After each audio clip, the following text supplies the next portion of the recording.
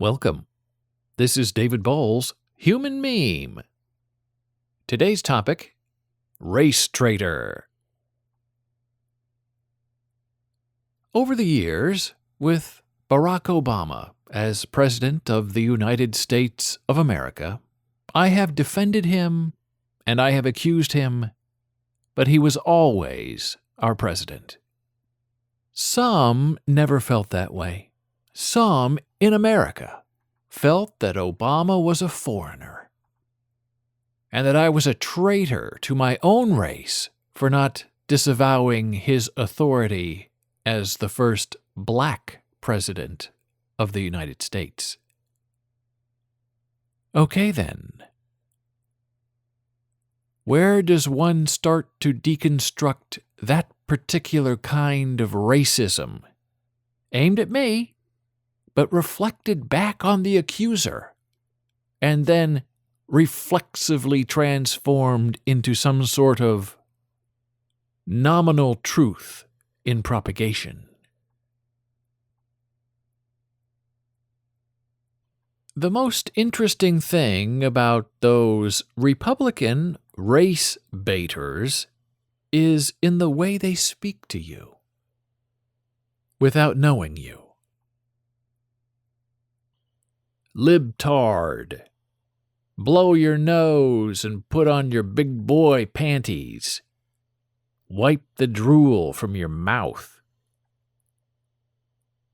What is the point of using that sort of insulting language? Do they think they're being effective, making a smart and tight and logical argument to pull me over to their side of darkness? Or are they just venting, vomiting, really, on anyone who passes by, just so they may feel better about the anonymous, feeble lives they're living? Do those Republican haters speak to each other like that? Or do they reserve that sort of vitriol only for those they think who are unlike them?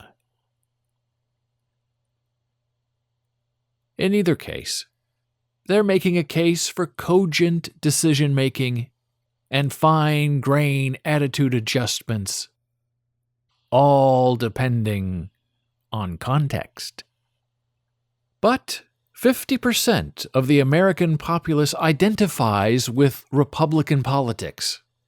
And while all Republicans may not be so mean and nasty, it matters that others among them are unapologetically so inclined to always take the lowest road possible of the bully and the troll. In my experience, Democrats don't speak that way to other people or each other. There's usually some sort of general respect for many points of view that may or may not be shared. It's an odd thing to find the object of such hatred to be such a transparent basket of illogic. I was also accused recently of being a genderist, a gender traitor, as a response to my decade-old Boles Blogs article about Jerry Seinfeld's stolen sycophant wife. That bolesblogs.com article is well-researched, with tons of hard links to precisely expose the what, who, and how of what happened. The person who was accusing me didn't care about the content of my article. No, she was accusing me, via the headline, of viewing women as chattel and property, something that could be stolen, and me. Not understanding women are human beings with their own senses and feelings and decision-making abilities. A real woman, any woman, I was told, cannot be stolen.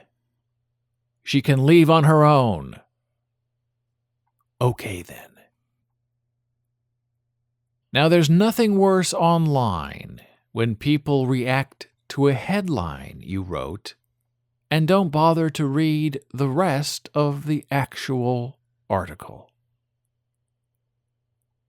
And when I get accused of seeing women as property to be stolen, remember, she's cussing me out, not Jerry Seinfeld, who actually did the wife stealing.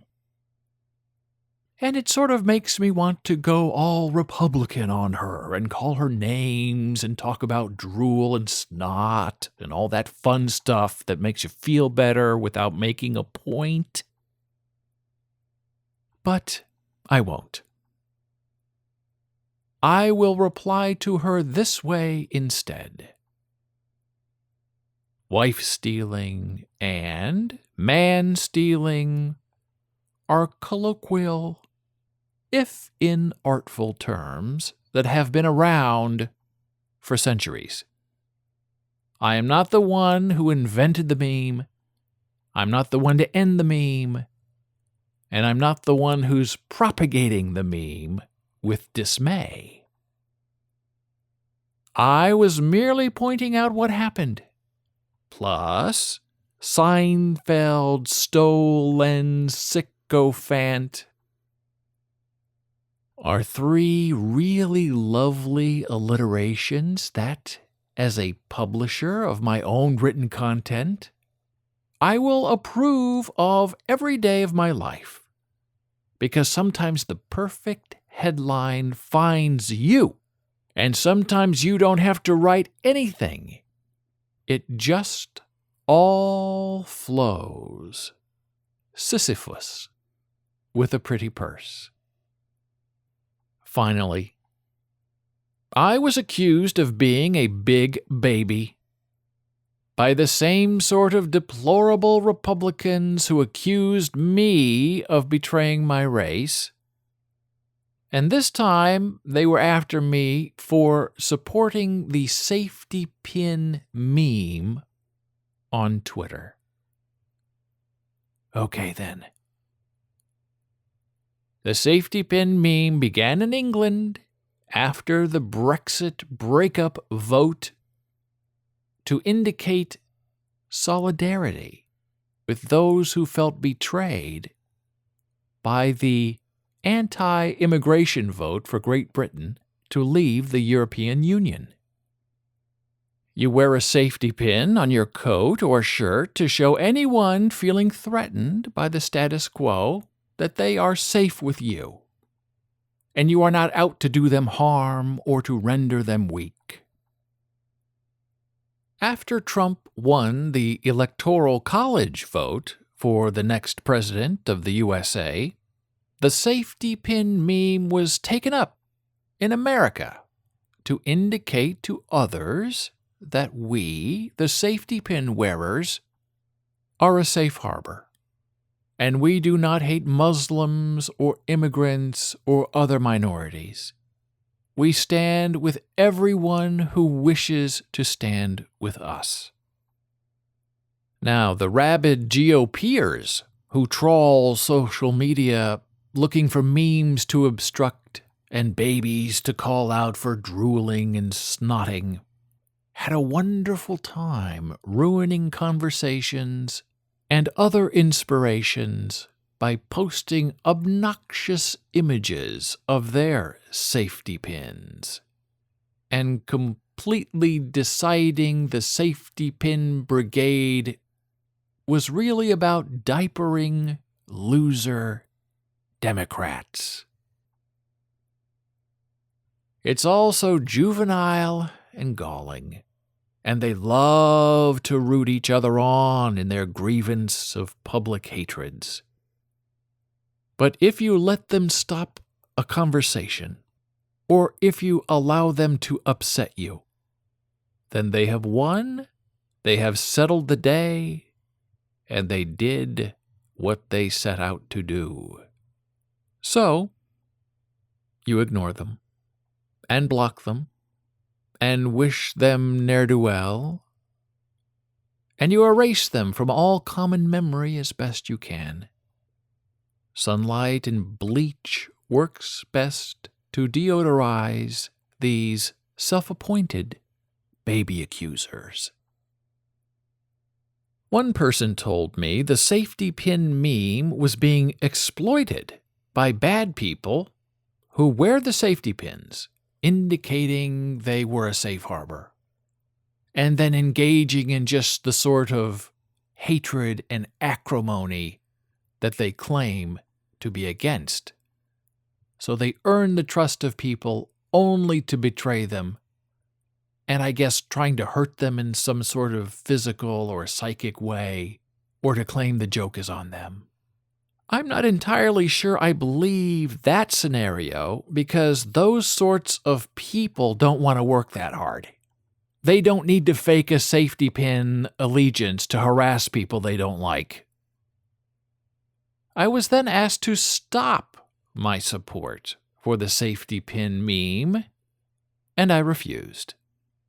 Because who knows what's really true online, or who has what intention? And if this sort of entrapment were really happening, then it makes it all the more important to stand up to that sort of evil and stare it down and dare it to continue without you. The American flag has been used by racists and bigots and separatists and fascists to promote their agendas since the first stitch was sewn into that flag. And it's happened at home and at war and in the neighborhood.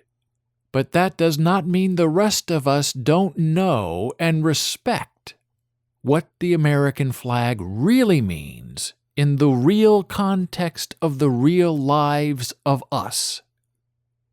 And someone who wants to degrade an American totem only makes themselves smaller, and the flag itself taller. And so here we stand. We will not fight back with violence or similar hatreds, or wish drooling upon our enemies, or hope for the divine intervention of an Old Testament God. But also, we shall not be moved. Thank you for listening. Be a human meme.